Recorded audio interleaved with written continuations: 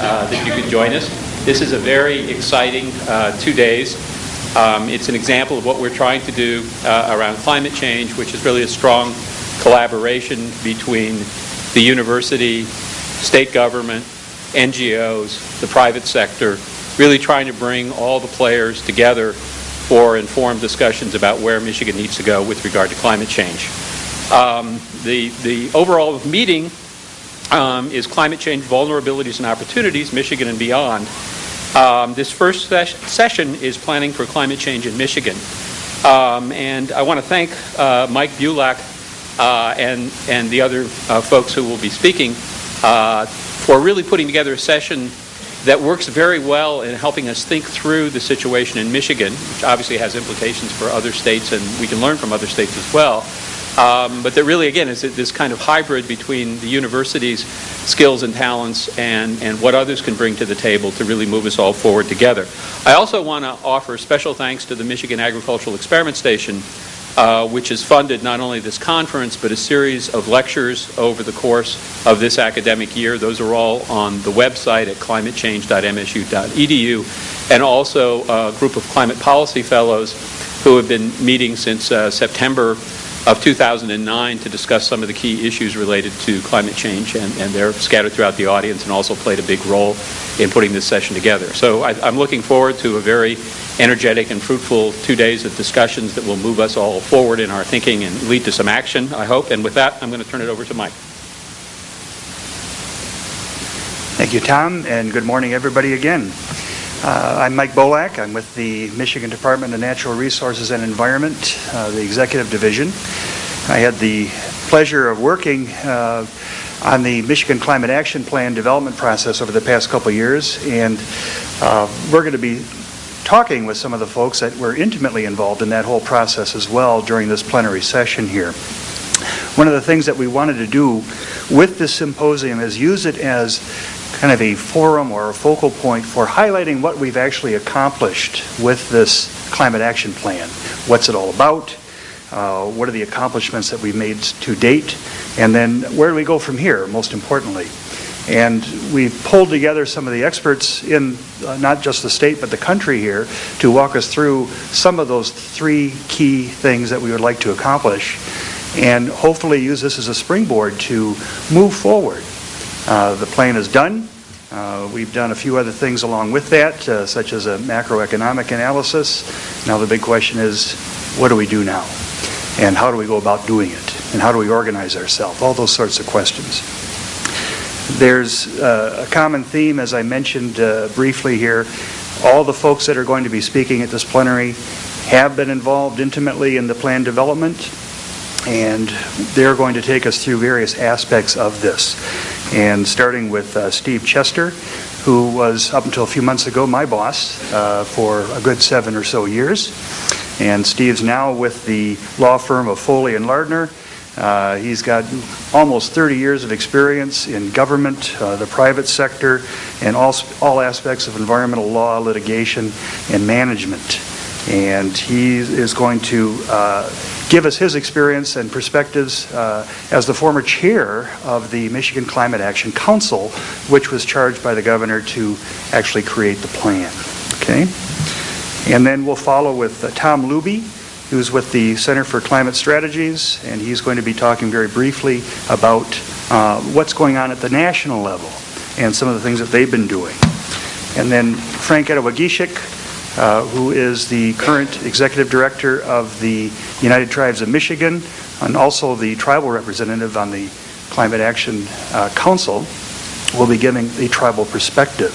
And then this will be wrapped up by Rebecca Humphries, who's the current and new director of the newly formed Department of Natural Resources and Environment, and the one who's going to be in charge of implementing a lot of these policy recommendations that came out of the Climate Action Plan. Okay?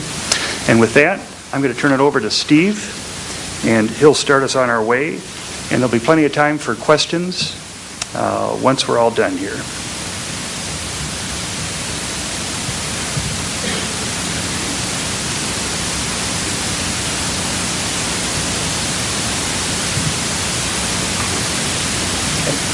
Steve? You see that? Yes, I'm going to turn the lights down here. Okay. Well, good morning, everyone. That's great. Turn the lights down. Now I can't see my notes. That's all right. I guess we'll just have to wing this. It's a pleasure to be here. As Mike mentioned, I did have the opportunity to chair the Michigan Climate Action Council and development of Michigan's climate plan, and am very pleased with the outcome. Center for Climate Strategies is a virtual company that Tom Looby is a member of, and he'll be talking extensively about what they've been doing on behalf of a number of states. And I think, Tom, now you've helped over 20 states develop plans.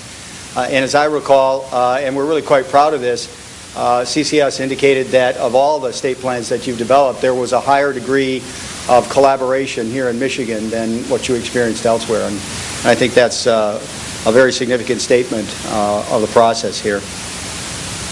All right, so we go this way. What I'd like to do is spend some time talking about Michigan's plan, its development, the outcomes, and then what I believe to be important next steps. But then I also want to talk a little bit, spend a little time on the New York Climate Project, because I think there's an opportunity for us to learn from what's happening right now in New York, a process that's being facilitated by the Center for Climate Strategies, and I'm participating in as well on the adaptation component. First, as a matter of background, and I'm going to have to move through these slides fairly quickly, but as Mike indicated, there'll be time for questions later. Just as background, as we started the process in developing Michigan's climate plan, we had to have some understanding of where we stood with respect to greenhouse gas emissions in other states. And on this slide, I've identified some of the important criteria that we considered as we move forward in development of the plan. At the time we started the plan, the 2005 emissions baseline was 248 million metric tons of CO2 equivalent, projected to increase in a business-as-usual scenario up to 292 million tons of CO2. So we're looking at an increase over time. Our greenhouse gas emissions were rising, but at a rate slower than the national average, 12 to 16%. Not a huge difference, but some difference. And most of that's probably reflective of the economy here in Michigan. Sector emissions here in Michigan really mirror the national averages. About 36% of greenhouse gases in Michigan are associated with electricity generation, about 24% transportation, and 24% from residential, commercial, and industrial buildings. The one thing that's a little different about Michigan, but it suggests an opportunity, when you just look at greenhouse gases associated with the residential component of housing in the state of Michigan, it's actually lower than most of the Midwest states. I think we're around 8%. Most of the other Midwest states are around 10 or 11%. And what that suggests to me is that we have some opportunity in our residential housing stock to make improvement in reduce greenhouse gas emissions. The last couple of bullets are fairly significant. About 90 million metric tons of CO2 equivalent are associated with consumption of electricity in the state.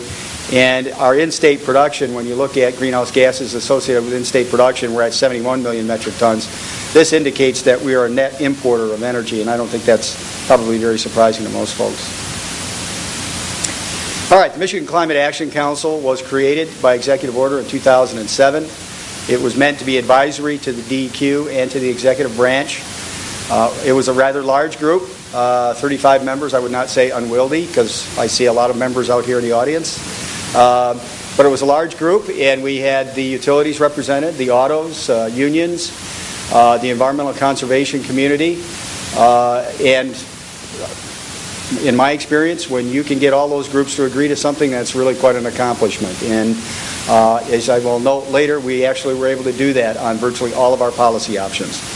And then in addition to that, we created what are called, we refer to them as TWIGs, technical work groups.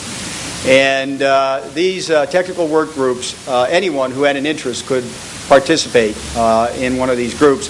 And these groups really were intended to assist the deliberative process that the council was going through. And we had the good fortune of having over 104 individuals in the state of Michigan participate as part of those TWIGs. The charge was really quite straightforward.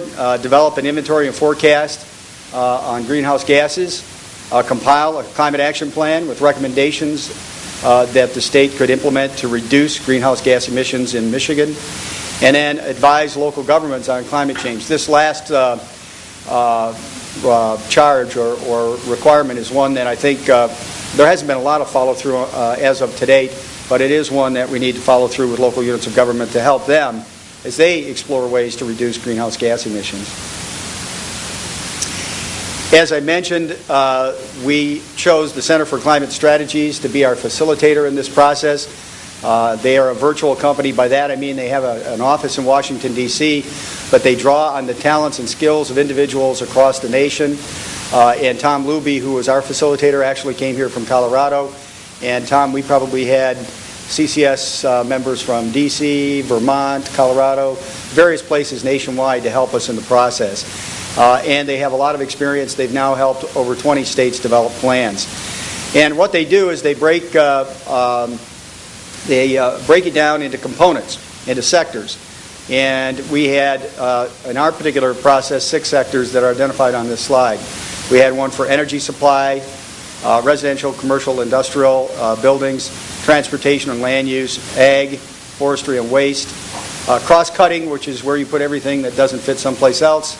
And then we, as we were engaged in the process, we decided we needed to create a separate technical work group and sector to address market-based policies, which really was the consideration of a cap-and-trade program. Well, in March of 2009, after deliberating for about 18 months, we finalized our report and plan for the state of Michigan. We started out with a catalog of about 300 policy options or recommendations. The council and the twigs added another 50 or so recommendations. We then took that 350 plus policy recommendations and winnowed it down to 54 policy recommendations that made the final report. Of those 54, 33 were quantifiable. By that I mean we could actually, CCS could actually calculate or project the amount of greenhouse gas emissions that could be reduced if we implemented those policies. With respect to the remaining policies, they were really more statements of commitment on the part of the state of Michigan. We set greenhouse gas reduction goals for ourselves, or made recommendation to the state of Michigan that those goals be set consistent with the Midwest Governors Association goals. So we decided on one mid-year reduction goal of 20% by 2020, and we used 2005 as the base year rather than 1990. If you're familiar with state action plans, you'll see that a number of states have chosen 1990 as a base year because they feel more comfortable with the data they have for that year. We didn't. We didn't feel we had really solid data for going back as far as 1990, and so we used really the best data set we had, which was 2005. And then, of course, we set an aspirational goal, which is really quite common, and you'll see it later when I talk about New York, 80% below 2005 levels by 2050. And based on the calculations that CCS did at the time, if we actually implemented those 33 quantifiable policy options, that would we could see a savings of $10 billion between now and 2025. We could reduce greenhouse gases by a total of 987 million metric tons, about 41 million metric tons in 2015 on an annual basis, and 117 million metric tons on an annual basis by 2025. Pretty significant. And really, the policies are meant to be transformative. In our transportation, energy, and manufacturing sectors. This is the famous alligator jaws slide. Tom's probably got one in his presentation as well. Really, the significant. This is specific to the Michigan plan, and the reason it's important is that it shows if, in fact, we implement the 33 quantifiable policy options, and they achieve the greenhouse gas emissions that were projected. Michigan can, in fact, meet a 20% reduction in greenhouse gases by 2020 with over 7 million metric tons of greenhouse gas reductions to spare. So it is possible. It is clearly within the realm of possible for us to do this, at least for the 2020. Then just quickly, a couple more slides that show the greenhouse gas reduction potential. Here it's shown by policy initiative. Not surprising, the orange bars there reflect reductions that can be realized through energy efficiency in building stock. And so you'll see a lot of a lot of greenhouse gas reduction associated with creating new building codes, more restrictive building codes, and energy with tougher energy efficiency requirements, retrofitting existing buildings to achieve greater energy efficiency, and then also creating economic incentives to reduce or to create incentives for reducing energy usage in buildings. And they really kind of dominate the early on reductions as part of the process. And this just identifies some of those options. And as I was saying, a number of the savings can be realized and greenhouse gas reductions can be realized in our building stock. Also, you'll see that we would realize significant reductions in greenhouse gases as we move to more and greater use of renewables, which by our definition includes biomass. It did include nuclear, geothermal, thermal, photovoltaic, and so forth. You know, a word on the policy options. Of the 54 policy options, I think technically there were 2 that we didn't get unanimity on, and one was nuclear. And it was an interesting discussion. It lasted for probably, Skiles, I'd say over an hour, wouldn't you? We talked about an hour on nuclear. And I believe I'm reflecting the perspective of the environmental community correctly here. It wasn't that the environmental community was objecting to and insisting that nuclear power be removed from consideration, but rather they didn't want nuclear power being considered as an option until the storage issue had been resolved along the Great Lakes. But we spent about an hour debating it and eventually decided, based on a majority vote, to keep it in. And I think you'll see in quite honestly, any serious discussion about meeting these very aggressive greenhouse gas reduction goals, you'll see nuclear power is one of the options that is identified. Then from a cost savings perspective, what are the options that make sense? I mean, what can we do now? What are the low-hanging fruit that we could implement at a cost savings and still get some greenhouse gas reductions, albeit not as great as perhaps use of renewable energy, but nonetheless achieve some reductions. Not surprisingly, better, smarter land use planning can net can be done in a cost savings manner. Eco-driver programs could be developed. We're doing that at the state level. I'm not quite sure what the status is, but Department of Management and Budget is in the process of developing a plan for the state of Michigan. And this is really just providing information to drivers on how best to achieve greater fuel efficiency and thereby reduce greenhouse gas emissions associated with transportation. Truck idling policies, again, these are very cost-effective measures that can be implemented fairly quickly by the state. All right, so we came out with a plan in March 2009. There were 54 policy recommendations. The good news is we've started to implement some of those. In July of last year, the governor issued an executive directive that requires the state to begin to implement some of the policy options. First and foremost, the governor adopted the greenhouse gas goals for the executive branch of government. Then the governor mandated that the macroeconomic analysis be done on the policy options. We had looked at the costs associated with implementing those measures, but we really hadn't assessed what the impact of implementing those policy options would be on jobs growth in the state of Michigan and the state's economy. And that's really the focus of the macroeconomic analysis. And then we did accelerate action on building codes. I'm told that the Department of Energy, Labor, and Economic Growth is in the process of moving forward some more restrictive energy efficiency requirements for new buildings as we speak. And a couple other items identified as well. Good news is we were able to convince the Kresge Foundation to provide $75,000 for the macroeconomic analysis.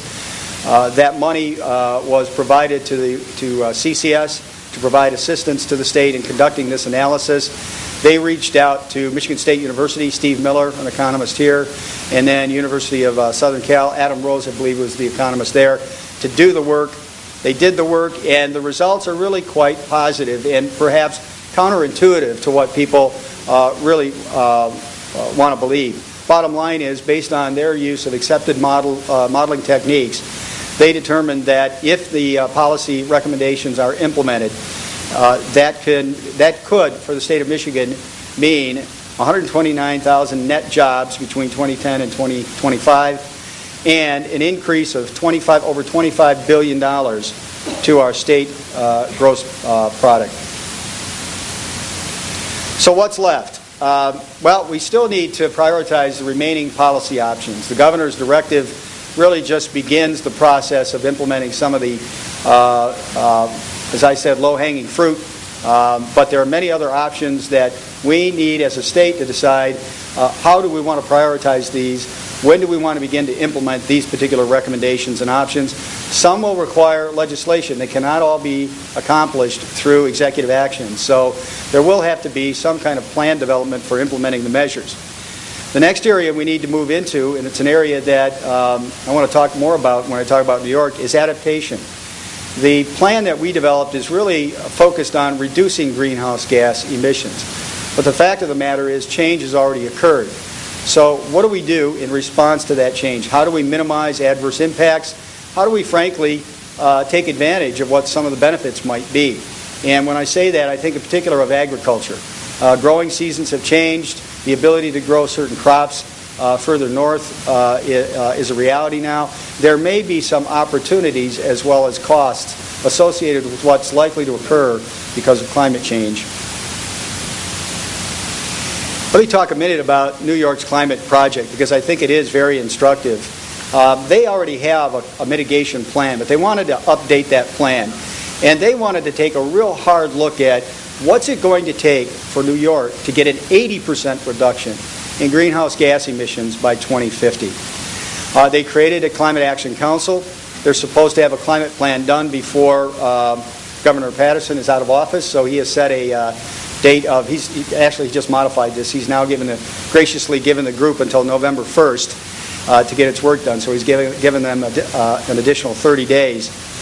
But importantly, this plan development includes an element that was not part of Michigan's plan and really hasn't been a part of many plans at all, and that's the inquiry as to how do we adapt to the changes that are already occurring in New York.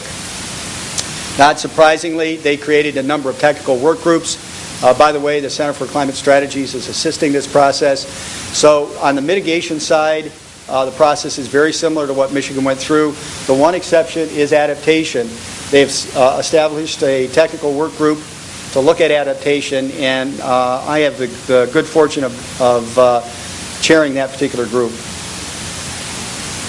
So what does the adaptation technical work group need to do? Well, in New York, and I'm going to talk about it in a minute, there's a group called ClimAid, or there's an initiative referred to as ClimAid, that's actually been doing some pretty serious adaptation research for about 18 months now. In addition to that, New York has been very engaged on the issue of adaptation. The city of New York in particular, there's a real concern on the East Coast about sea levels and sea level rise and its impact on infrastructure. And so there's a fair amount of work that's already been done. And so the adaptation technical work group is supposed to take all of this work, kind of digest it, analyze it, and then come up with policy recommendations that they would put forward and make recommendations to the Climate Action Council on. As I mentioned, there is this initiative in New York referred to as ClimAid.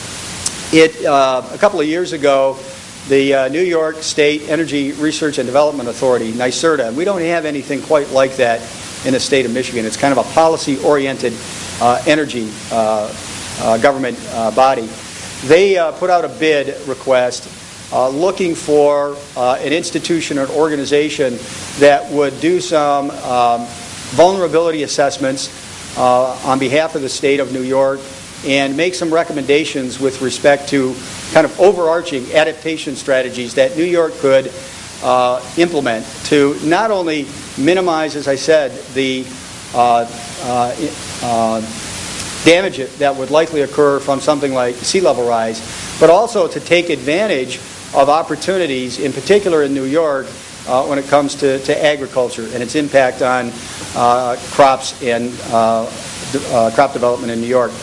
The group that eventually got or received the bid was a group of researchers from 3 universities, Cornell, Columbia, and actually it's the City University of New York is the third participant in that group. And they've been looking at this issue for about 18 months now. And what they've been trying to do is identify and characterize what the vulnerabilities are in New York. What's it mean for infrastructure? What do we need to do to harden that infrastructure? They're trying to prioritize those vulnerabilities and then review and consider adaptation strategies responsive to those vulnerabilities. They are looking at it from a sector-based approach. They've broken into groups, not surprising here: agriculture, coastal zones, communications, ecosystems, energy. Public health is an important consideration when you're looking at adaptation, transportation, and water resources. And they're literally developing fairly lengthy chapters for each one of these sectors on what the vulnerabilities are and what some possible adaptation strategies could be. The adaptation technical work group that I chair decided that it made sense for us to kind of break into subgroups along the same themes, the same sector themes. So we've done that, and we're going to analyze all this data. We're in the process of doing that right now, analyzing this data, and hopefully within the next couple of months, we will come up with very specific policy recommendations that will be put in or placed in templates. And then we will prioritize those recommendations and then take the highest priority recommendations back to the New York Climate Action Council for action. And then the last slide I want to leave you with is New York did one other very interesting thing. They decided to go through a visioning exercise. They had a mid-year kind of, or mid-century, not even mid-year, near-term goal of about 20% by 2020. And they're well on their way to meeting that. But they wanted to determine what's it going to take us to get to 80% reduction by 2050. And they came up with 3 scenarios: the yellow scenario, the deep blue scenario, and the ultraviolet scenario. And they then made some very significant assumptions. They assumed that they would maximize energy efficiency in buildings. They would